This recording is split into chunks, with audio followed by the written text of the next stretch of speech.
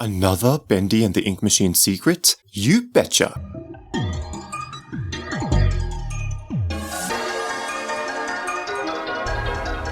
Hey yo Prodigies, Brad Charles here, and in this video I'm going to share with you another Bendy and the Ink Machine secret. This one will cover Henry's audio recording. If you'd like more Bendy and horror themed videos, remember to subscribe and tap that bell. And if you can't watch this all the way through right now, remember to tap add to and select watch later to save your progress. Or just do it for fun. To get Henry's first audio recording, you have to be in Bendy Chapter 3. When you've completed Alice Angel's missions up until the point where you have to go down into the abyss, that's level 14, go to that level, climb down the stairs, and turn right. What you want to do is loop around behind the platform that you start off where the elevator lands on. You'll eventually find your way to some wooden boards. Even though at this point you only have a pipe, you can still destroy these boards. Knock them down and then continue to travel behind the platform. You'll be able to find an ink pipe with a valve on it. Turn this valve and return to the elevator. Then make your way to any floor and enter the staircase. Look around the staircase area for a secret room that's now opened up because you turned that valve from earlier. Descend down the stairs and be careful because some searchers will still spawn here, and you will find a table with an audio recording from Henry on it.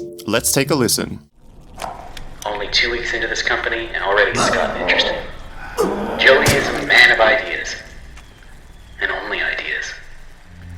When I agreed to start this whole thing with him, I thought there'd be a little more give and take. Instead, I give, and he takes. I haven't even seen Linda for days now. Still, someone has to make this happen. When in doubt, just keep drawing, Henry. On the plus side, I've got a new character I think people are gonna love.